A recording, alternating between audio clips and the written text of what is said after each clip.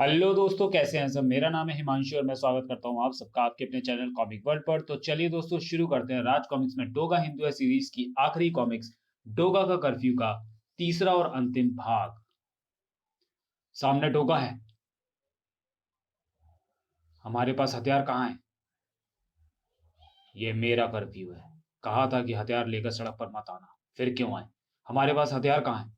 नीचे झुक जाओ। डोगा हथियार कैसे कह रहा है? डोगा हथियार किसे कह रहा है? सिंह सिंह का। अरे, कितनी देर तक झुके रहें? सिर ऊपर उठाया तो डोगा की गोली फाड़ देगी खोपड़ी। डोगा तो कब का जा चुका है, बाहर आ जाओ। ओह, तू तो वही औरत है जिसे हम गली गली ढूंढते फिर रहे हैं। तेरे पास चाकू छुरी या बंदूक तो नहीं है, पर तू ऐसे हथियार की तरह चली है डोगा पर कि डोगा को जान बचाना भारी पड़ गया। ओह, डोगा इसी हथियार का जिक्र कर रहा था। मगर इतने सारे लोग बाहर कैसे आ गए? यहाँ तो कर्फ्यू लगा है। सरकारी कर्फ्यू खत्म हो गया है। लोग सच्चाई देख चुके हैं, सच्चाई जान चुके हैं। लोगों की आंखों पर षड्यंत्र का जो चश्मा चढ़ा दिया गया था वो अब उतर चुका है। मुझे नहीं लगता कि अब डोगा किसी को गोली मारेगा।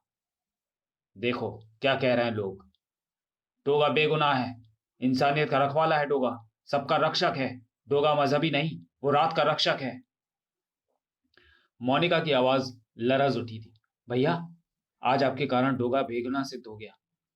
डोगा बेगुनाह था तो उसे बेगुनाह सिद्ध होना भी था। मगर सारा काम वास्तव में इंस्पेक्टर खोपड़ और खुरदरा ने किया। जब मैं उनके घर पहुंचा तो मुझे पुलिस की वर्दी के कंधे पर एक स्टार कहाँ वहां गिरा पड़ा मिला। ये दोनों में से किसी एक की वर्दी से गिरा, पर स्टार यहाँ क्यों गिरा पड़ा है? कुछ गड़बड़ है। उनके साथ कोई अनहोनी घटी है। कहीं उनको किडनैप तो नहीं किया गया? क्योंकि फ्लैट का दरवाजा भी खुला पड़ा था और चाबी अंदर की तरफ से की होल में लगी थी। उनके कंप्यूटर में मुझे वो सीडी मिल गई जिसमें उन्होंने स्लो मोशन में लॉकेट के रहस्य को खोज निकाला था। ओह, खोपड़ व खुरदरा ने यह कमाल का सबूत ढूंढ निकाला है डोगा की बेगुनाही को साबित करने का। खोपड़ व खुरदरा इससे पहले भी डोगा की बेगुनाही साबित करने की कई कोशिशें टीवी पर कर चुके थे। शायद इसी से घबराकर षड्यंत्रकारियों ने उन्हें किडनैप कर लिया। डोगा को देखकर कई निगाहें छलक आईं। कई शर्मिंदा हुई तो कई खुशी से भर आईं। हमारा सुपर हीरो डोगा, डोगा, हम शर्मिंदा हैं। डोगा को बेगुनाह मानकर उसकी आत्मा के दर्द को जरूर मिटा डाला है आप सबने। मगर जख्म अभी भी पूरी तरह मिटे नहीं। उन घायलों का क्या होगा जो मेरे नाम पर हुए फसाद में अपना खून बहा बैठे? मेरे जख्म तभी मिटेंगे जब उन्हें खून मिल जाएगा। अगर आपने मुझे निर्दोष मान लिया है तो मैं चाहता हूं कि आप सब लोग अस्पतालों में स्वैच्छिक रक्तदान के लिए आगे आएं। आपका रक्तदान वहां किसी का जीवन बचा सकता है। जीवन बचाने वाला सुपर हीरो होता है। तो मैं चाहता हूं कि आप लोग भी रक्तदान देकर मानवता के सुपर हीरो बने। आज के बाद मुंबई में किसी भी जरूरतमंद को रक्त के लिए पैसे ना देना पड़ा। इतना रक्तदान कीजिए। और डोगा आप सबसे वादा करता है कि इस सारे फसाद की जड़ को डोगा आपके सब आप सबके सामने लाकर काटेगा। ब्लडमैन रोजी के फोन पर सारी बातें सुन चुका था। रोजी पकड़ी गई। चुपके से उसने कॉलिंग का स्विच दबा दिया होगा। वहां मौजूद लोगों की सारी बातें सुन ली मैंने। पुलिस, मिलिट्री या डोगा किसी भी वक्त यहाँ पहुंच सकते हैं, क्योंकि रोजी या मेरा कोई आदमी पुलिस की मार से घबराकर अपना मुंह फाड़ सकता है। ये जगह खाली कर दो। मगर ब्लडमैन, उन दोनों इंस्पेक्टरों का क्या करें? ये सब उन्हीं के कारण हुआ है। इन दोनों को गोली मैं खुद मारूंगा। इंस्पेक्टर खोपड़ खुरदरा, तुम दोनों तो गए अब। इसका मतलब तुम्हारा खेल खराब हो गया। अब खत्म भी हो जाएगा। भाग दोगा। जो दो गोलियां तू हम पर खर्च करने वाला था उन्हें बचा कर रख। तेरी जान बचाने के काम आएंगी। पहले डोगा अपनी जान तो बचा ले इस हैंड ग्रेनेड से। ये तूने क्या किया ब्लडमैन? बड़ा शातिर है तू, पर अपने आदमी को तूने कुछ भी नहीं सिखाया। इस एम्बुलेंस में तेरे ही बेहोश आदमी हैं जिनसे मैंने यहाँ का पता उगलवाया, और इस एम्बुलेंस में मैं तेरे गैंग को खत्म करने का ढेरों असला बारूद लेकर आया था। तेरे बेवकूफ आदमी ने हैंड ग्रेनेड फेंक दिया जो 10-15 सेकंडों में फट जाएगा, और उसके धमाके से इस एम्बुलेंस में भरा असला बारूद भी फटेगा। तेरा ये अड्डा तो तबाह हो ही गया समझ। साथ में तू भी गया। जिंग जिंग। इस बारूद को तू लाया है और उससे तू ही मरेगा। भागो डोगा, कुछ हमारा भी ख्याल कर ले यार। बम फटने वाला है। तुम्हें मैं कैसे भूल सकता हूँ? आज तुम्हारी कोशिशों से जिंदा हुआ है डोगा। हकीकत तो यह है कि एम्बुलेंस में गोला बारूद नहीं है, सिर्फ ऑक्सीजन के सिलेंडर हैं या एक गन जो मैंने धोखा देने के लिए अंदर रखी थी। और यह प्लान मैंने तुम्हें यहाँ खतरे में देखते ही बना लिया था। हकीकत मैं तुम्हें ही बचाना चाहता था, और ऐसा तभी मुमकिन था जब वो लोग यहाँ से तुरंत भाग जाते। वो लोग तो भाग गए, मगर तुम नहीं भाग सकते डोगा। मेरा हाथ पकड़कर मुझे पकड़ने की सोच रहे हो इंस्पेक्टर? बूम! पहले अपनी जान तो बचाओ। पुलिस डिपार्टमेंट की तुम जैसे पुलिस वालों की बहुत जरूरत है। डोगा तो चला गया, पर उसने ऐसा क्यों कहा कि तुम्हें मैं कैसे भूल सकता हूँ? कहीं हमारी वो सीटी पुलिस के हाथ तो नहीं लग गई, जिसमें डोगा की बेगुनाही का सबसे बड़ा सबूत था? उसी के आधार पर डोगा या पुलिस उस औरत तक पहुंची होगी, और फिर शायद डोगा यहाँ तक पहुंच गया। मगर अब हम असली गुनाहगार ब्लडमैन तक कैसे पहुंचेंगे? पहुंच भी गए तो इसके खिलाफ कोई पुख्ता सबूत नहीं है किसी के पास। कैसे साबित होगा कि सलीम सेवक और उसके 4 साथियों को मारकर सांप्रदायिक जहर फैलाने वाला खुद ब्लडमैन था? क्योंकि डोगा तो अदालत में आकर गवाही देगा नहीं कि वो कत्ल उसने नहीं किए।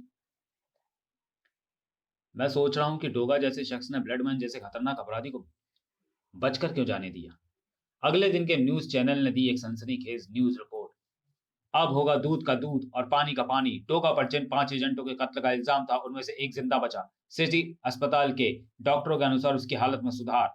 वो किसी भी समय दे सकता है बयान। अब पता लगेगा कि उन्हें गोली किसने मारी। ये कभी पता नहीं लगेगा, उसे कभी होश नहीं आएगा।